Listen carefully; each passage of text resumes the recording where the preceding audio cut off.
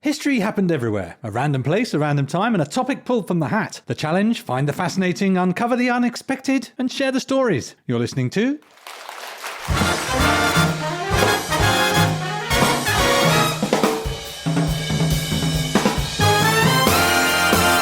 History happened everywhere.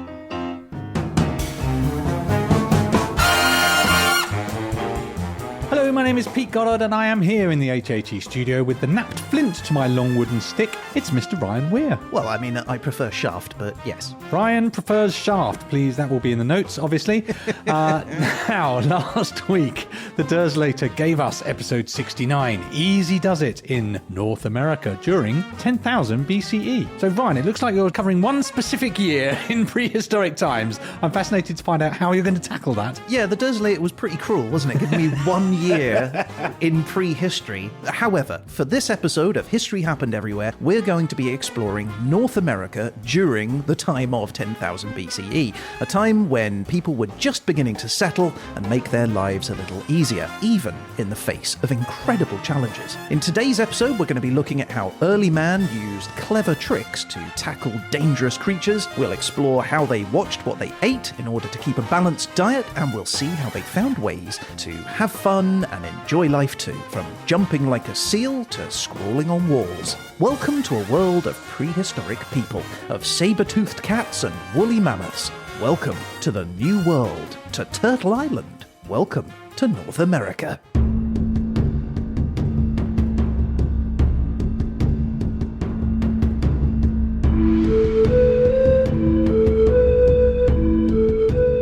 Well, I have to say, Ryan, I'm very excited because Early Man, something of a recurring character in this podcast. Yes, he is, yeah. But before you get on to the glories that are the life of Early Man, I'm hoping, you have to orient us in space. Where are we going? Yeah, okay, so like normally the Derzolator gives us a country or a nation of some sort, but this week we're doing something slightly different, which is an entire continent. Known as North America, this is a continent in the Northern Hemisphere and almost entirely within the Western Hemisphere. It is the third largest continent by area, following Asia and Africa, and the fourth by population after Asia, Africa, and Europe.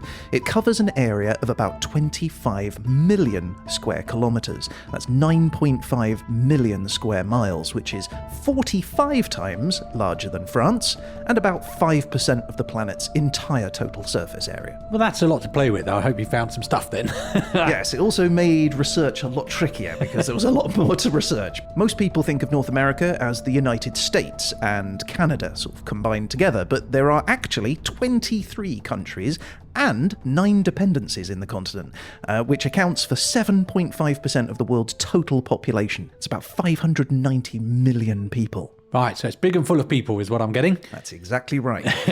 There is no national animal, but if there were one, it would probably be either the bald eagle, the bison, or the black bear. There is no flag, but the North American Vexillological Association, which is a group who study the history and use of flags, have their own flag.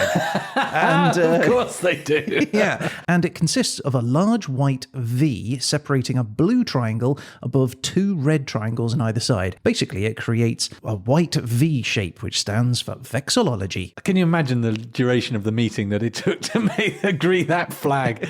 A room full of vexillologists. Trying to get really down into detail.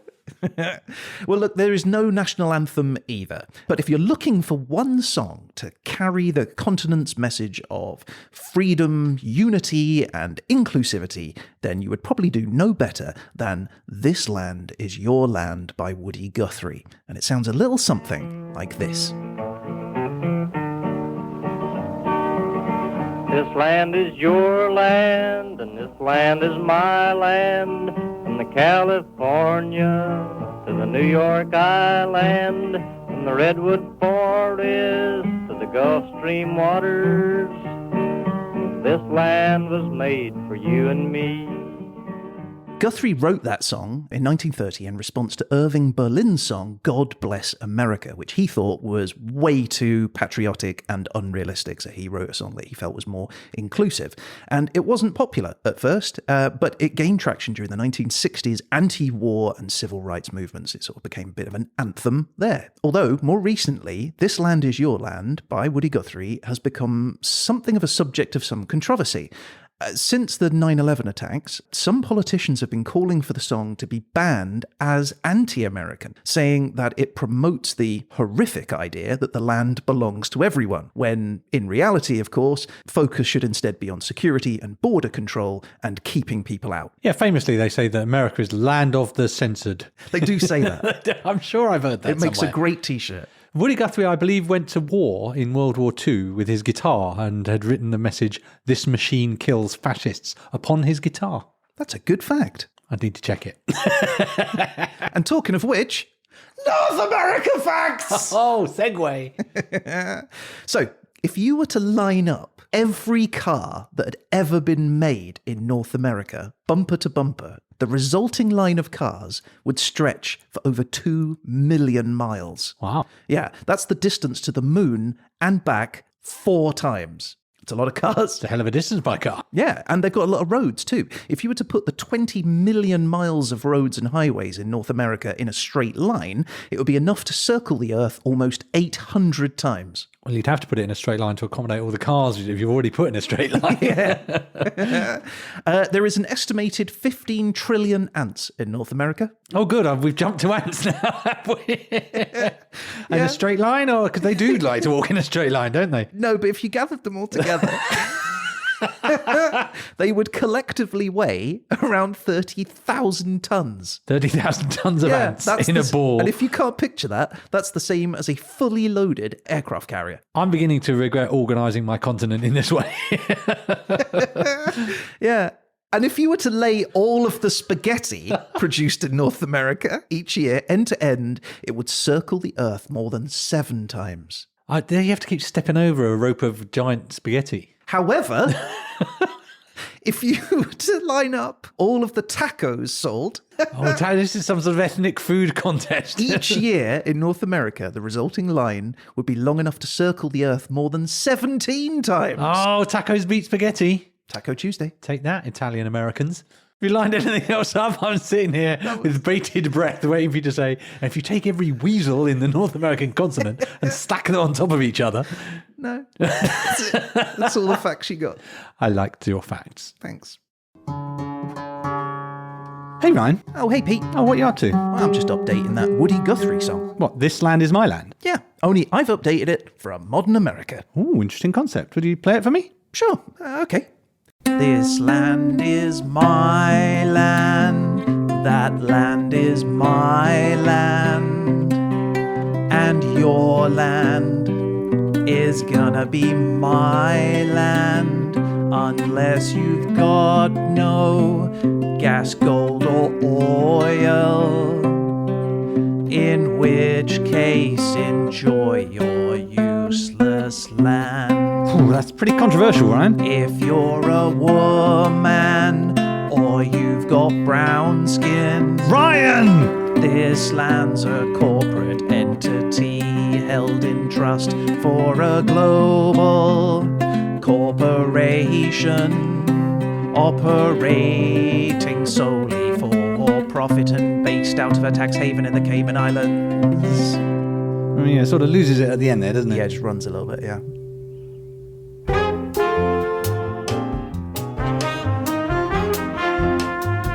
Right, do you want to know some history? I do. Okay, well, that's good, because that's why we're here. Is it? Yes. Okay, so early man. Let's start with early man. Finally, early man's time has come. Yeah. Early man in North America. He's actually called Paleo-Indian or Paleo-American. They were the first settlers and were a group of humans who were the first peoples who entered and subsequently then inhabited North America during the final glacial episode of the late Pleistocene period. According to which expert you talk to, they either crossed over by foot using a land bridge or an ice bridge, or in fact they sailed there. But when they did this is even more of a contentious subject. The original view was that people travelled across the Bering Sea 10,000 years ago, but this date has shifted further and further back in time as new discoveries appear. In 2013, for example, a bashed-in mammoth skull was discovered that looked deliberately broken, with blunt force fractures typical of human activity, which was carbon dated as roughly 37,000 years old. Ooh. However, in 2017, an archaeological site called the Karuti Mastodon site found hammerstones and stone anvils close to the butchered remains of a single mastodon which dated to 130,000 years ago. No way, that's massive. It's a long time ago. And a bit more convincing than a mammoth that could have just fallen over and bashed his head in. Either way, early man eventually settled in various small groups across the continent, from all the way at the very top, where it's super cold, to the depths of the south, where it's quite warm. And as the climate stabilised, population numbers grew, technology advanced, and things sort of settled into a more sedentary lifestyle, with improvements in agriculture resulting in less time being spent doing hunting and gathering. Several thousand years pass, during which time megastructures are built, like the Mayan pyramids, which start to appear in Mexico. The Europeans appear in 985 CE, with a Norseman, Eric the Red, being the first to arrive and subsequently founding a colony in Greenland. Europeans remain relatively ignorant of North America, though, despite Eric the Red being there, until in 1492, Christopher Columbus appears, and he sets out from Spain on an adventure to find a new route to the Indies, but lands instead in the Bahamas. There follows a series of subsequent explorers. In 1497, John Cabot travels down the east coast of Canada. In 1524, Giovanni da Verrazzano, he explores the east coast from Florida to Newfoundland, and in 1534, Jacques Cartier, he makes a series of voyages to North America on behalf of the French crown. This initial activity consists mostly of sort of exploring and trade, but eventually and inevitably routes begin to take hold, with Spain, England, France, the Netherlands, and Sweden all doing their best to stake a claim on the New World. Sweden, interesting. Sweden as well. Not usually a character that we see in these things. They keep their head down, but they were there. And this culminates in the Spanish claiming all of North and South America for themselves, with the exception of Brazil.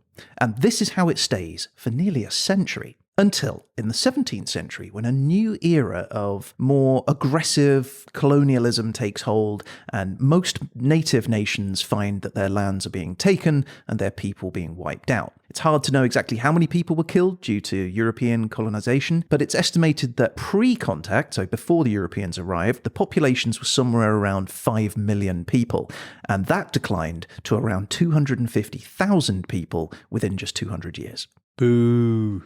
That's an understatement of some booed genocide. some level. I could probably go further. But. Yeah. The 18th century was a period of revolution, and not one to ignore the latest trend. 13 North American colonies joined forces to claim independence from British rule. The American Revolution begins and results in the creation of the United States of America. Following independence, the land grab continues, with the United States expanding rapidly out west, but also to the north into Canada, where they're prevented from taking over by the British, who step in and help the Canadians fight them off. Now, the US's plans for expansion get further complicated when division erupts between the northern and the southern states over a disagreement about the right to own slaves. A civil war emerges, and it concludes in 1865 with slavery being outlawed. Hooray! Hurrah! I was just waiting for you to hooray that one. Yeah, and from here, the US becomes something of a powerhouse industrialized nation. In response, in 1867, 4 Canadian colonies agree to federate and establish the Dominion of Canada. Meanwhile, the French Empire invades Mexico under the control of Maximilian I, but his rule lasts just 3 years, and the French soon withdraw. The second half of the 19th century sees Canada and the United States welcome a massive influx of immigrants into the countries to help them settle their vast lands. But these lands, of course, were not unoccupied, and numerous wars were then fought against the indigenous peoples. The 20th century is marked by rapid growth and war in Europe, which cements North America's power on the global stage. And today, North America is a diverse and complex region, facing many cultural, political, and economic issues. Indigenous peoples continue to face discrimination and marginalization, but there is a sort of growing recognition of the need to address the historical injustices and work towards some sort of reconciliation. There are challenges to be faced, but many opportunities too. After all, this is the continent that put a man on the moon, discovered DNA, developed treatments for polio and smallpox, gave us the iPhone, Bob Dylan, Wayne Gretzky, and Frida Kahlo. It's the home of Hollywood, Chichen Itza, and the Montreal Jazz Festival. It's given us poutine, jambalaya, flaming hot Cheetos, Coca-Cola, sarsaparilla, and margarita. It helped fight the Nazis. It introduced modern democracy to the world, and it's the homeland to 30 Nobel Prize winners. So, love it or hate it, it's North America, and it's here to stay. Hurrah! I feel I should stand and salute and a flag should be raised, ideally the vexillologist flag. Vexillological flag. Never. That was good stuff, Ryan. I'm excited to find out what early man did before all that adventure. Well, let's find out after this.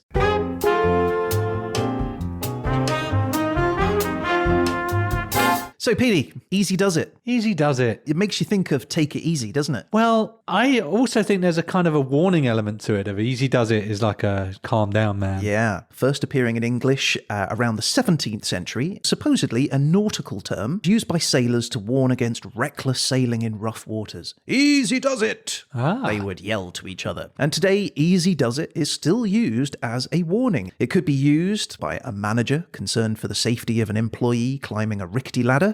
Easy does it. Or a parent telling their child not to eat too much pizza and ice cream. All right, easy does it. Or it could be a husband advising his overworked wife that she needs to get some rest. All right, look, easy does it.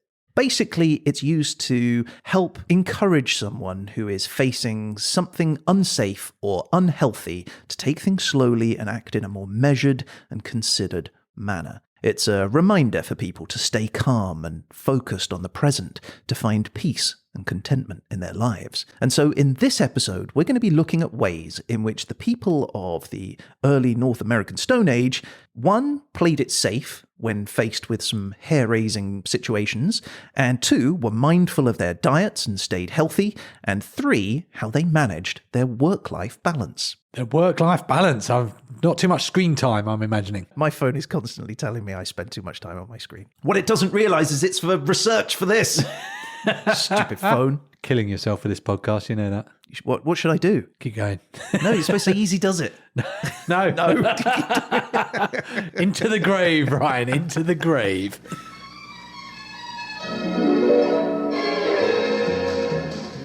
Daisy here is in the kitchen, about to add 3 spoonfuls of sugar to her tea. Easy does it, Daisy.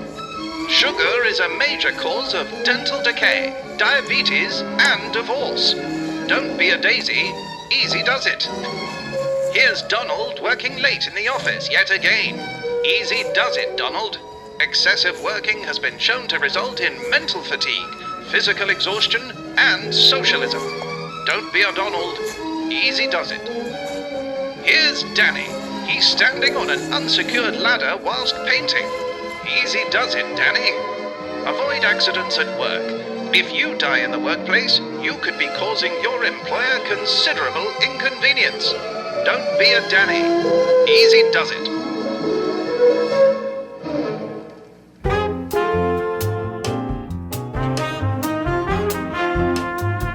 Okay, well, let's move on, shall we? Let's do it. All right, here we go. Section 1.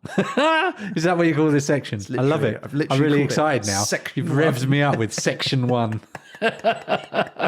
So sexy, right? Okay, so let's begin by looking at how early man deployed an attitude of easy does it when it comes to dangerous situations. Okay, so the modern American bison, which we're familiar with today, is not the same bison that existed in 10,000 BCE. This was another, now extinct, animal called Bison Antiquus. Ah. Yeah, and it was much larger and way more robust. At one time... More robust than more robust than a bison. Because I don't think fragile when I think bison, even today, to be honest. No, they're not fragile today. These things were less fragile. Wow. Yeah. At one time, it was the most common animal in the continent. There were millions of them, with adult males reaching a shoulder height of around 7.5 feet. That's 2.3 meters tall. So that's just the shoulder. Yeah, and weighing up to 3,500 pounds. So just for reference, I'm 6'3". So I wouldn't even come up to its shoulder. This thing was so big. It was enormous. So it would weigh up to 3,500 pounds. That's 1,588 kilograms, the same as an adult male Asian elephant. Just one. They had sharp horns on their heads, a bit like bison today, but these ones were up to 3 feet, that's a metre essentially, in length, each one, and they had the ability to run at speeds of up to 35 miles per hour. That's 56 kilometres per hour, or even faster. I kind of want one. You want your own bison? Yeah, I want to ride around on a bison by Antiquus. Just keep it in like a little cupboard. Yeah. So for early man, you might imagine this was something of a dangerous prospect. You know, if you were standing there out in the grasslands and one of these things decided it was going to rush you, charge towards you, you can't outrun that. I would regret wearing my red cloak that day. Yes, you would, yeah. And a pointy stick is not going to provide much in the way of any kind of protection, right? Correct. Yet, bison was still one of the main animals that early man enjoyed eating. A number of sites across North America show evidence of bison bones with cut marks made by stone tools, and no less than in one site in Colorado, where in 1957, 2 archaeologists named Sigurd Olsen and Gerald Chubbuck, they stumbled upon a prehistoric bed of bones. And as they dug deeper into the site, they discovered that the bones were the remains of nearly 200 bison, dating to around 10,000 BCE. You must have been delighted when you discovered this. Each of the animals had been killed, butchered, and consumed by Paleo-Indian hunters, specifically the Folsom culture, which lived in the area around that time. At first, they thought that this was perhaps a midden, which we've talked about in the past, a rubbish dump, with the cast-offs from all of these multiple kills that they'd made dumped into the pit, perhaps over many generations. But as they analysed the bones, they soon realised that all of these animals had died at precisely the same time. No. Yeah, and the researchers had to then ask themselves, well, how is it possible that a small group of hunters, armed with just stone spears, could have possibly massacred so many of these giant animals? So they tested to see if the animals had died of disease and had just been scavenged rather than hunted, but analysis of the bones showed no signs of illness. So then they thought, well, then perhaps several groups of hunters had worked together, a collaboration of sorts between communities. But after further research, they finally realised something even more remarkable had happened. And it's not aliens, which was my first hope. Now, ancient bison were social animals. They formed vast herds, literally in the millions, and they ranged across the grasslands and the river valleys, migrating every season, searching for food and for water. And it was this migratory behaviour that made them predictable. So early human hunters knew where they were going to be and at what specific times. And this meant that early man had the opportunity to ambush the bison in a much more considered and much less dangerous way. They devised a method called game jumping, whereby they would deliberately cause a stampede and drive the animals forward in huge numbers towards a 12-foot deep trench which they'd previously dug out of the ground. Unable to stop, the bison would then fall into the hole, one on top of the other, and suffer fatal injuries as they crushed, kicked, and stabbed each other to death with their horns. And when the dust settled, the hunters would simply step up to the edge of the pit and dispatch any of the remaining living bison with their spears. Simple stuff, right? Right. I'm Easy writing does this down for my post-apocalypse life when I have to go out and hunt. Hunt bison. Yeah. And now this was a much easier job, far less dangerous than tackling a bison head-on, let alone 200 bison head-on. And when the creatures were dead, the hunters then set about using an array of stone tools like scrapers and knives to butcher and process the carcasses. Now, despite the bison's great numbers, it eventually went extinct around 10,000 years ago, so just 2,000 years after this time period. The reasons for which are unknown. There are some who think that overhunting like this by humans was a contribution to the decline, but more recent evidence seems to conclude that a traumatic change in the climate was ultimately the cause of their extinction. But while they were there, so was early man, using their ingenuity to face the threat of the hunt and make life easier for themselves themselves by harvesting huge numbers of bison and providing an important food source for their community. That must be an amazing dilemma for early man, if you like, because you look at this, what is essentially a house with horns, and you think, on the one hand, that's scary and dangerous, but on the other hand, if I can get just one of them, we'll be munching for quite a while. Quite a while, yeah. There's a lot of meat on a bison. Right, worth the risk, I'd say. Yeah, indeed. A long, long time ago, Ugg can still remember how that bison made us chase it miles. And Ugg knew if Ugg had his chance, I'd spear that bison with my lance and maybe try his eating for a while. But now the memory makes Ugg shiver. With every spear thrust Ugg delivers, the beast took just one more step. That bison wasn't dead yet. Ugg can't remember if Ugg cried, when suddenly Ugg realized Bison, he was still alive. The day the hunter died. So bye-bye, Mr. Paleo Guy. Drove the bison to the cliff top, 'cause the cliff top was high.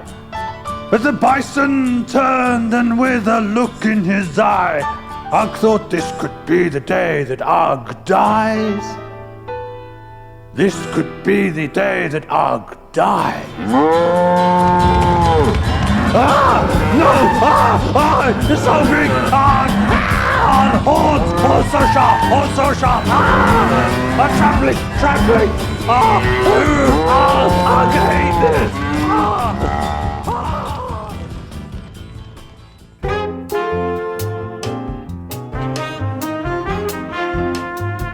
All right, section 2. Oh, I love it. I love your naming convention. Thanks, man. I just don't know what's coming next.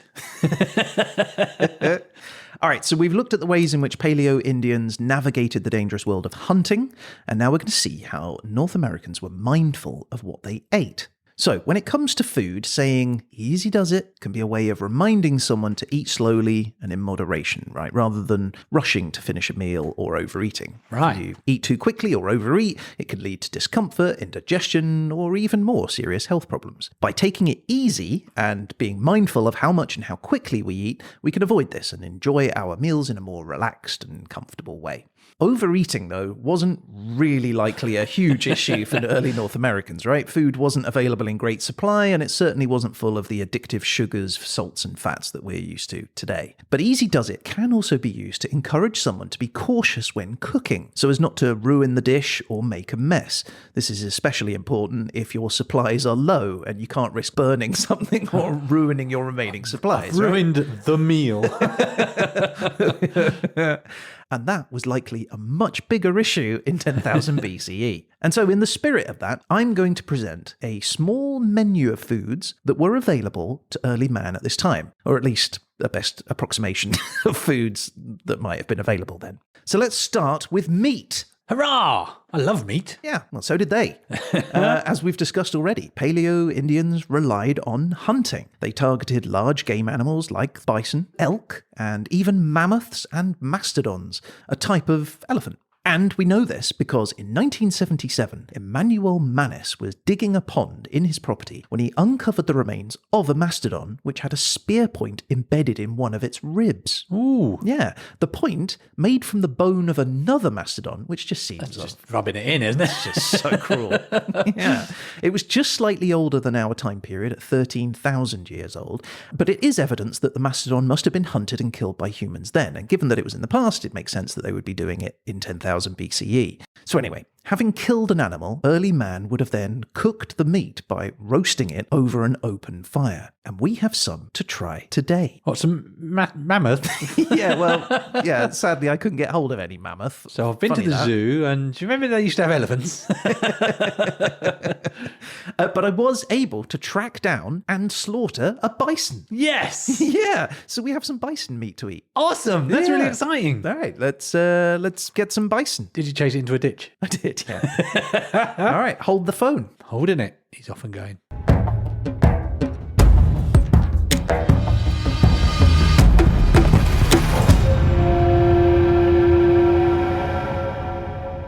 And I'm back. All right, here we go. Okay, so in front of you, Pete, what have you got? That is a juicy piece of cooked meat. Red meat, looks like kind of steakish. Yep, it's a steak. This is classic American bison rather than Bison Antiquus. Yeah. Okay, here we go. Cutting into it. I'm going to open it up. Oh, that's cooked through. That's nice because I'm not a massive bloody red meat kind of guy. Okay. Oh, that looks pretty good actually. Yeah, look at that. Would you describe it as slightly different than beef? Yeah, it is slightly different than beef. It's Darker, isn't it? kind of a, I want to say brownier rather than a. It's got a. Let's have a look. I'll cut you a slice. Thank you. Just a small piece. Yeah. Okay. Okay. Here we go. Bison. Here we go. So this is unflavoured because no salt, no pepper, no hot sauce. That's quite steaky to me. It's quite nice. It's not too. It's quite soft. It's quite tender. Now, obviously, this would have been cooked not in an air fryer, but over a fire. It would have been roasted, and yeah, they couldn't get enough of this stuff. That's not bad at all. Good. Mm-hmm.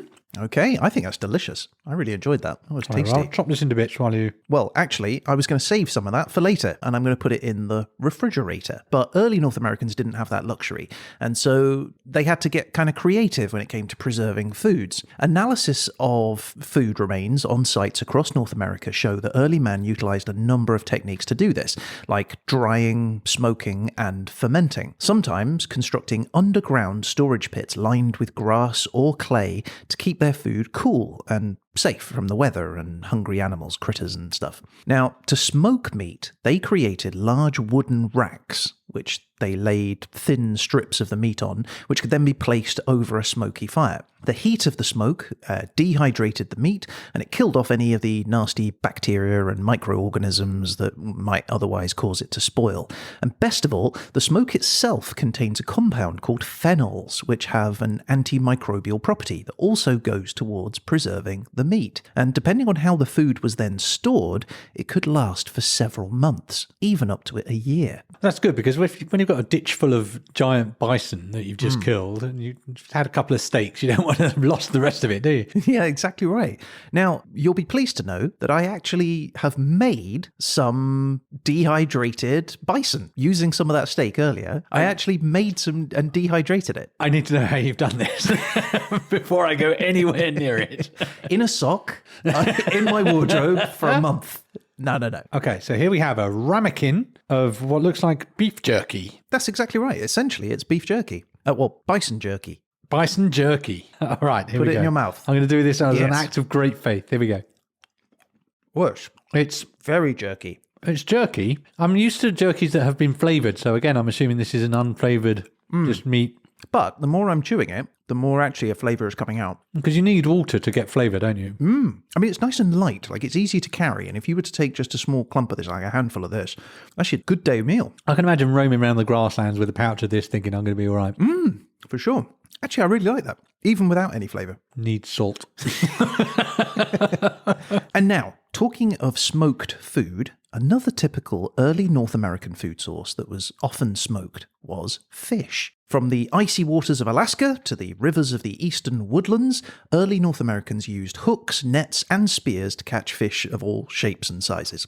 Very few fish hooks have been found that date 10,000 BCE, but some examples do exist. For example, a group of modern archaeologists digging on the Channel Islands off the coast of California discovered several small fish hooks from exactly our time period, which had been carved from the bones of birds and mussel shells, each one shaped into a J or a U shape and polished to create a smooth surface with a sharp point or a barb at the end. Classic fish hook. Classic fish hook. I mean, you can imagine, can't you? A little mussel shell over 10,000 years would easily be smashed to bits, so it's amazing that we're even able to find these.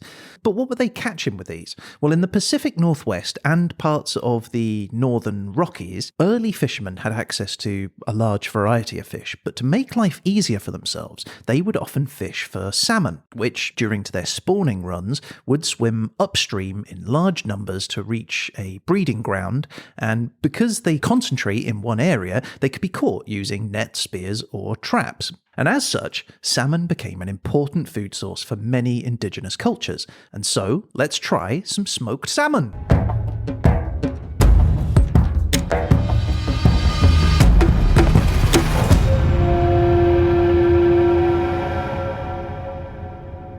Okay, and I'm back. And in front of you, what have you got? This is a smoked salmon. I don't know how else to describe it. It's a lovely ambery salmon colour. I can't think how to describe the colour. Yeah. But Nice and fresh, straight from the stream. I feel... I fought a bear for that this morning. I don't doubt it. You had to over your way past a Kodiak or two in order to get it. Are you going to have a little bit of this? Yes, now, you know me, I don't Not a fish particularly man. like a fish. That's a lot of fish that you've given me there, so I'm going to try some of it, and we shall see. I didn't used to like fish, and it was smoked salmon that was my gateway to fish, actually. Interesting, I've heard that. It's a gateway fish. Gateway fish. All right, here we go. I'm going to give it a try. Oh, that's nice. It's like ham.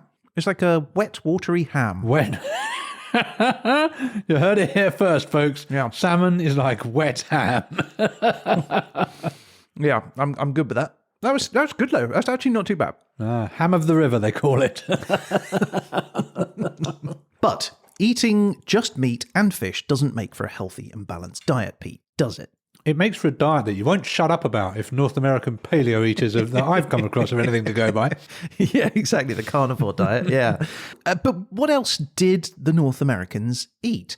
Well, in the 1930s, some lucky researchers exploring a series of caves in Oregon known as the Paisley Caves found some fossilized feces, which they dated back to 10,000 BCE. Nice. Yeah. Now, these feces, known as coprolite, was later analysed using sophisticated techniques to look for DNA and was soon found to have been excreted by humans. Human poop. The study revealed the presence of parasites, bones of small rodents, reptiles, fish, and a variety of plant foods, which proved that, as well as being expert hunters, early North Americans were skillful foragers too, boosting their diet with a variety of leafy plants, nuts, berries, and seeds. Things like... Oh, here we go. Right, here we go. Right, this is great. Yeah, a little collection. This looks like genuinely on the advert where it says part of a balanced diet. The kind of thing they show you. Exactly right. So what you've got there is you've got a pot of sunflower seeds, you have hazelnuts, you've got pinon nuts, which are like pine nuts, which you probably had, blueberries and blackberries, all of which were available to early man in 10,000 BCE. Nice. So why don't you try some of those? What Okay, have you got? here we What are you go. going to try first? Try this one. What's this, the sunflower seed? Yeah, that's right. Sunflower Sunflower seeds. Here we seeds. go. All right, let's go try some of these sunflower seeds. Sunflower seeds, pass the test. Pass the taste test. Okay, next Very up, hazelnuts. Hazelnuts, I'm yeah. confident about these. Yeah, you like a hazelnut? Oh, yeah. I mean, it would be better if you smushed it into a nice chocolatey Gonna say spread. chocolate, yeah. Here we go. Oh, that's a nice nut. They're quite sweet, actually. I'm a big fan. Early man had a good diet. Early man knew what was what. Yeah. Right, now the pine nut impersonator. Pinon nuts. Oh, they're quite sweet as well. Oh, surprisingly sweet. Yeah. Right, blueberry. Love a blueberry. Dessert. He's gone straight for dessert. That's a super fruit. He's a superfruit. Oh, I'm antioxidizing already. Fresh and youthful. Yeah, so you've got blueberries there and you've got big old blackberries. And a big old blackberry or two. Size of your I want a thumb. blackberry and a... Oh, that's good stuff. What a lovely dessert. That is very good. Right. In terms of recipes, though, early man would sometimes make a basic porridge or a gruel by using stone tools to crush or grind the seeds and nuts that we've just eaten into a coarse meal, which they then mix with water and make a little porridge. The berries were often picked fresh, but like the fish and the meat, they were often dried too for later use. sounds Delicious, extra sweet. And while there's no evidence to prove what they drank to wash the food down, we do know that many indigenous peoples had an ancient cultural history of infusing various plants and herbs in boiling water to make a variety of cures and remedies to treat wounds and illnesses. And it is more than likely, therefore, that Paleo-Indians in 10,000 BCE brewed teas using the various plants and herbs that they had around them, like mint, nettles, or even pine needles. And we've got some pine needle tea to try right now. Oh, and that's definitely the one I hope you were going to say. Not mint or delicious tea.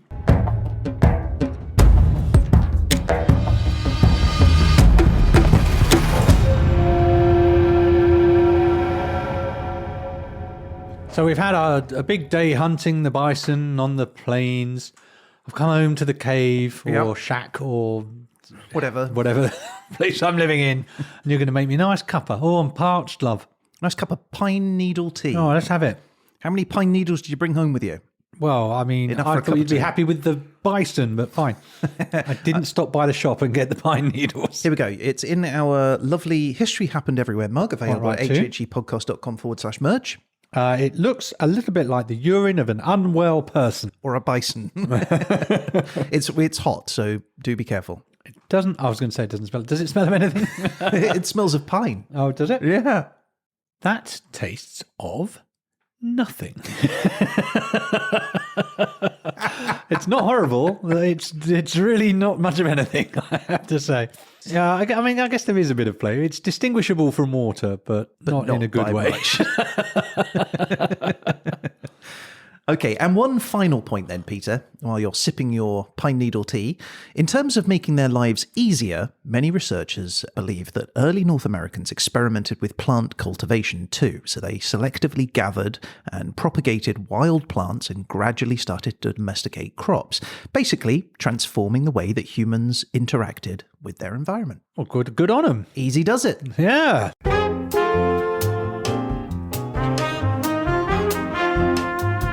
Section 3. Okay, so in this section, we're going to see how Easy Does It reflects the way early man in North America managed their work-life balance.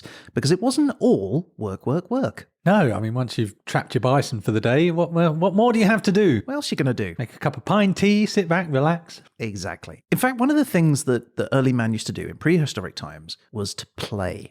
All right, there is no direct archaeological evidence of any games being played. Researchers do believe that early North Americans had a variety of sports and games at their disposal. Within most social groups, there is a natural human tendency towards competition, with a healthy need to establish who within the tribe is the strongest, the bravest, the fastest, or the smartest. And early man was likely no different, right? From foot races to archery competitions, they were most likely competing with each other in a variety of different sports. Twister. Definitely Twister. It would have fostered a sense of community, friendly rivalry, as well as simply just being a break from killing bison. Yeah, bison's hard work at the end of the day, isn't it? Exactly. So one example of a sport believed to have been played in 10,000 BCE is the knuckle hop, or the seal jump. Now, said to originate from a unique style of hunting by the indigenous peoples who lived in the Arctic regions of North America, the knuckle hop, or the seal jump, describes the way in which the hunters would try to sneak up whilst hunting seals.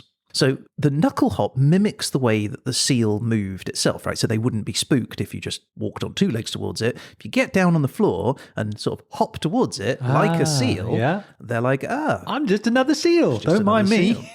So this involves the hunter getting down on the floor into a plank or a push-up position on their fists and their toes, and then leaping forward from that position again and again so that your hands and feet remain off the floor as you jump, hopping you closer and closer towards the seal.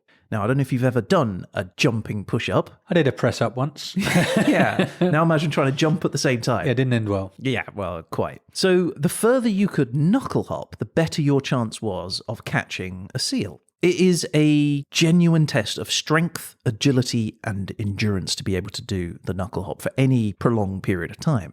And so it's not a shock to learn that human nature meant that it soon turned competitive, with the youngest and the strongest all wanting to prove themselves in front of their peers that they could knuckle hop further than the rest of them. And that's what happened. Chicks dig it. They totally do. Watch him hop.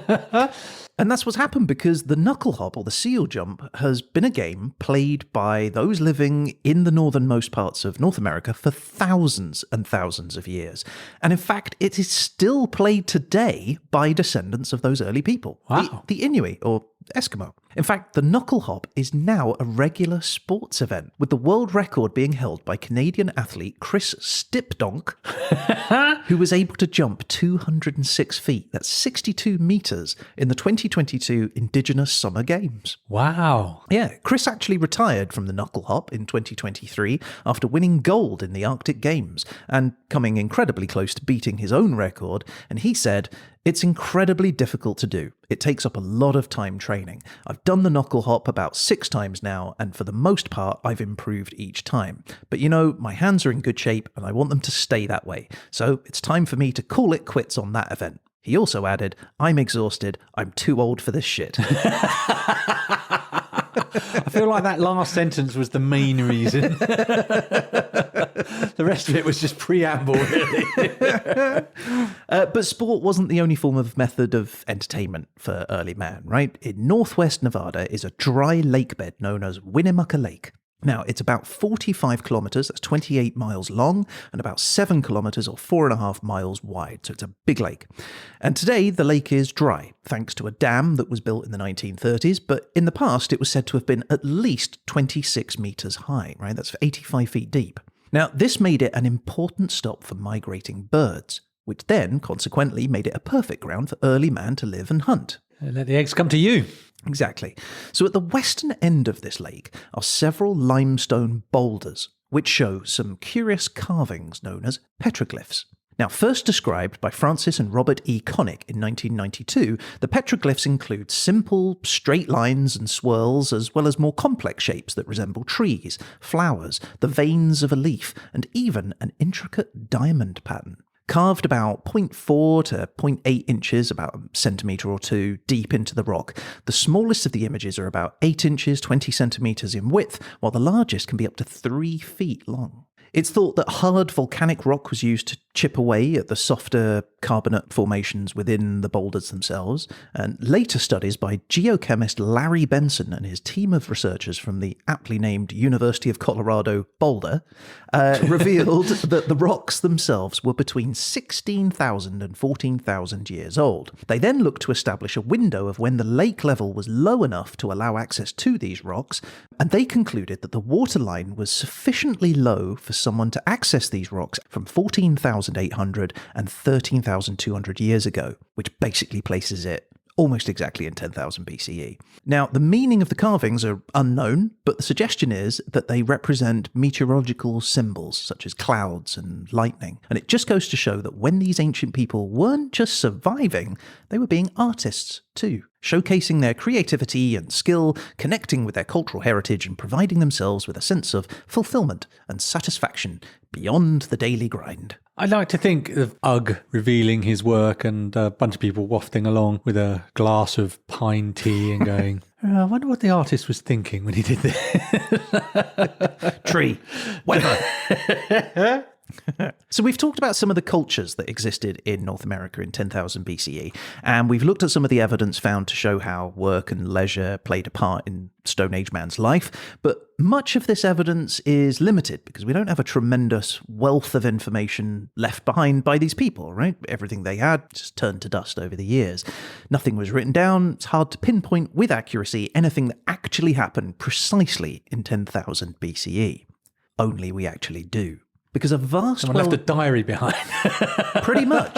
So a vast wealth of information was catalogued by 2 men in the 1960s, and much of what they found centred on one particular civilization in North America, which was home to a remarkable group of people who created one of the most advanced urban developments of its time. Now, it's unclear where precisely the settlement is based, but artwork of the period shows people living in an area filled with rocky hills, canyons and large rock formations, which likely indicates like some sort of location near the American Southwest, probably around Arizona or Utah. Now, known collectively as Cobblestone County, this was a civilization that was made up of a surprising number of settlements, all near each other, including sites called Red Rock, Granite Town and Arkenstone, some of which are believed to have been home to humans for as long as 2 million years.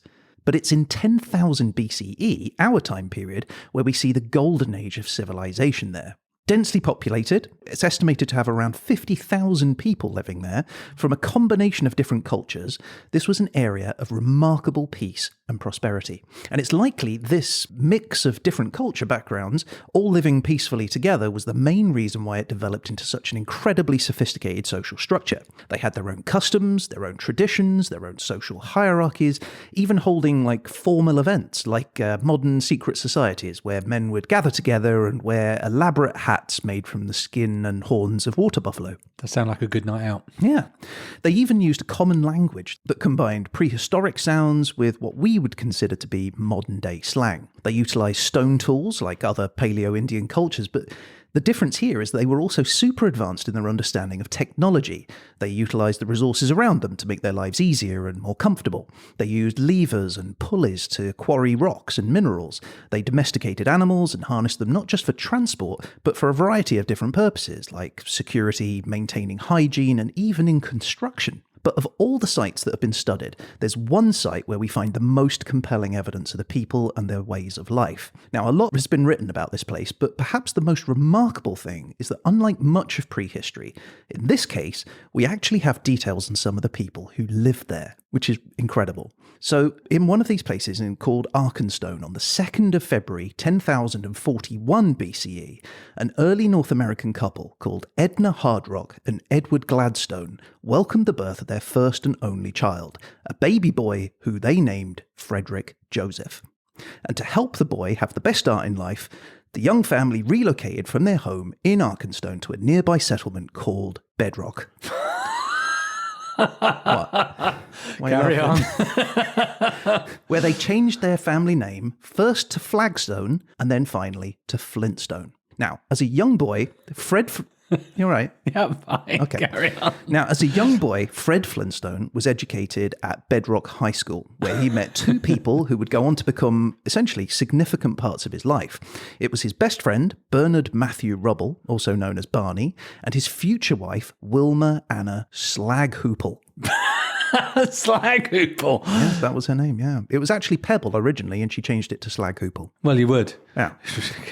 Now, as a young adult, Fred and his friend, who he called Barney, were working as bellhops at a holiday resort when they met Wilma and her best friend, Elizabeth Jean McBricker, otherwise known as Betty, who were also working at the resort selling cigarettes. Now, side note, smoking went on to play a significant role in the lives of Fred, Wilma, Betty and Barney, most notably because they were paid to appear in a commercial to sort of extol the virtues of Winston brand cigarettes, saying, "Winston tastes good like a cigarette should." Delicious. Now, Fred and Wilma fell in love, and so did Betty and Barney. And eventually, they were both married. Now, recent research suggests that Fred and Barney then joined the army, fighting to save their loved ones from an enemy known as the Tree People. But they returned from the war jaded and suffering from the horrors that they witnessed. Now, gaining employment as a geological engineer at the Rockhead and Quarry Cave Construction Company, which was later renamed the Slate, Rock and Gravel Company, Fred spent much of his life then working as a Bronto crane operator. He moved large rocks and boulders around at the local quarry, and he tried to sort of navigate around the upper management. Now, later in life, Fred sought out other employment too. He worked for the Bedrock Police Department. He was a news reporter, a baseball player, and a circus performer, amongst many other jobs. But these were often short-lived, thanks to Fred's natural ability to sort of frequently find himself in a good deal of misadventure. Just like almost 30 minutes at a time. Yeah, exactly. It's a really short amount of time. But the notable thing about the life of Fred Flintstone, and in reference to our topic of Easy Does It, is how he so accurately reflects that easy does it attitude. He longs for a simpler life where work comes second to finding time to relaxing and enjoying life. That's not to say that he doesn't work hard to provide for his family, but he also knows the importance of enjoying the simple things in life too. For example, there are reports that when the work siren signalled the end of his shift at the quarry where he worked, Fred would shout out a unique expression of joy, saying, "Yabba dabba doo." Oh, what could that mean? Well, I don't know. Just like an expression, I guess, like a yeah. Okay. Yabba dabba do. Yabba dabba do. Yabba dabba do. I mean, we don't know what that means, but I think it's just guesswork based on research that's been done. He was often seen spending time with his family and his friends. He would visit the local drive-in movie theatre. He would go to picnics. I don't get why you're laughing. Maybe. Yeah, they're so much like us in many ways, aren't they? Just like us. Went to picnics. He played golf. He even competed in bowling leagues under the pseudonym of Twinkle Toes, right? Which is a nickname given to him because of the way he sort of tiptoed towards the pins before he released the bowling ball. Anyway, his home was full of gadgets to make life easier. He employed service animals like a Snorkosaurus as his watchdog. He had a woolly mammoth as his shower, a pelican to wash his clothes, an octopus to wash his dishes, and several birds, including a woodpecker to play musical records and a small bird in a box to wake him up in the morning like an alarm clock. But he also embodied the spirit of easy does it through positive attitudes towards life. He frequently faced a number of difficult challenges like marital disputes, conflicts with his boss, and getting locked out of the house when he put the pet saber-toothed cat out for the night. But he almost always maintained a sense of perspective and humour about it. For example, in one episode of his life, Fred got hit on the head and he develops this split personality, which was more serious and hard-working. But ultimately, he realised that work wasn't the thing that made him happy. It was his positive attitude and home life that brought the real joy. And so, through his positive attitude, love of leisure, and ability to balance both work and play, I think Fred Flintstone is the embodiment of easy does it in North America in 10,000 BCE. Well, that'll yabba dabba do for me. That's very good. So there you go. Fascinating stuff. That is amazing. It's remarkable that it's such an early period was so well documented. It's incredible. It is incredible. The wealth of information that was actually available out there if you look for it. You have these for a while, I must admit. Barney, you and I are through. Don't ever speak to me again. We are finished. I'm returning your lawnmower, your rake, your head shears, and your hose. Okay, Alan, that was excellent. I think you really captured the essence of Fred there, so well done. Oh, thanks very much. Now, there's just one last thing we want to get down before we wrap. Oh, okay, what's that? Well, we think the Fred character needs like a catchphrase, something that really captures his zest for life, you know? Oh, okay, no problem. No, so here we go, yeah, something like that? Yeah, like that. We're really hoping for something more unique to Fred, though. You know, not something that anyone might just say. Right, so some kind of joyful exclamation? Yeah, exactly. Okay, zim zam badoody. Yeah, that's more along the line of things, but have you got anything else? Okay, it's wamble bamble boom time. Bibbidi boody day. Wimble wamble kablooey. Yakabim tiddly. Yeah, look, that's not really working for us. Look, maybe we should just take a short break. I ordered some seafood, so just feel free to grab a crab or two. Oh, actually, I'm allergic to seafood. Well, okay, we could go out and grab a barbecue. Oh, but I can't walk because my shoe's broken. Well, I'll fix that up for you. Oh, how did you do that? We'll add a dab of glue. Oh, I tried that and it didn't work. Okay, well, we'll just nab a cab for two. Oh, can I bring my dog with us? You want to drag a lab with you? If I can. Sure, we'll grab a cab that's blue and cruise the avenue, past the drab old zoo, and chat about the view. Oh, wait. Oh, this has inspired me. I think I've got it. Well, hit record, quickly. Okay, in your own time. Scooby-Dooby-Doo!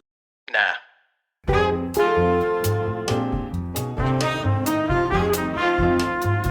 Okay, Peter. Well, there you go. Another episode down, and it's time to turn on the Derzolator. I'm ready to be Derzolated. You've inspired me. That was excellent. With a tricky time period, I thought you really nailed it. Well, thank you very much. Now I'm excited to match your achievements. I'm excited to see what you get. So here we go. For episode 70, let's roll the Derzolator. Okay, so your place is Papua New Guinea. I've heard of Papua New Guinea. I could point it out on a map. Could you? Yeah. I could not. I couldn't do more than that.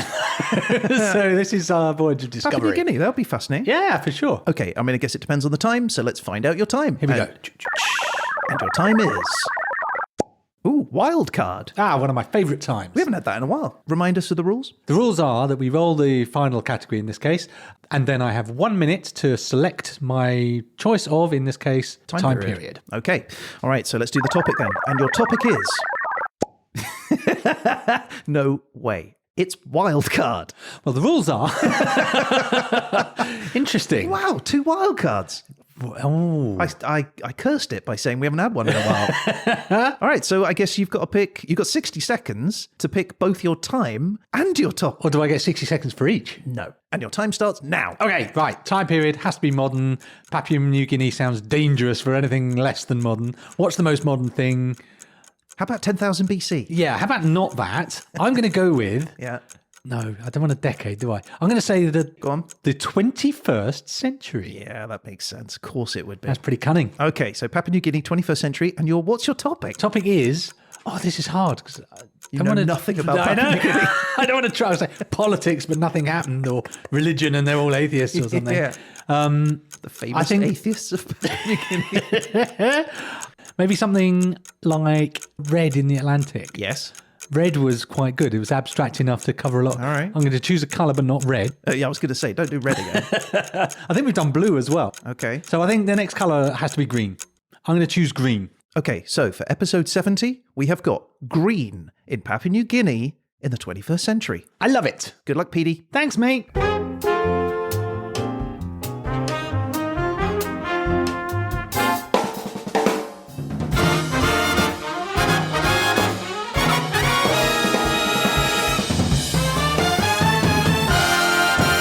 Okay, that is our show for this week. Thank you so much for listening. If you would like to get in touch about any of the things we've talked about on this show, or just to say hello, you can reach out to us through the website, hhepodcast.com, or email us at peteandryan@hhepodcast.com. That's right, we'd love to hear from you, and you never know, you might end up featured on a future show. Now, if you're on TikTok or Instagram or Facebook or Twitter, or appropriately, Mastodon, Yeah. you can find us at HHE Podcast. And if you subscribe to those, you're going to get an alert every time we post extra content like facts we didn't use, photos from the show, pictures of Pete stuffing his face with bison, stuff like that. Yeah, you'll definitely see the juicy bison. It's worth a look. And of course, we'll be back again soon with The verdict. But until then, a huge thanks to you, Ryan. And thanks to you, Petey. And that's it. I guess all that's left to say is... Ugh, ugh, ugh, ugh, ugh.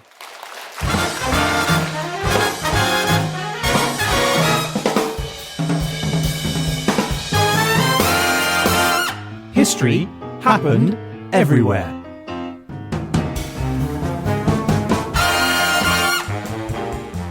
Hey, Ryan. Hey, Pete. I kill elk. You make food.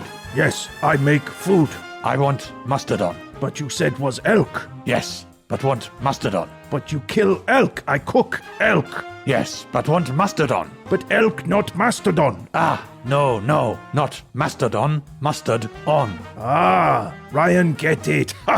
You want mastodon with mustardon. Ryan, you cause mammoth misunderstanding. You are idiot.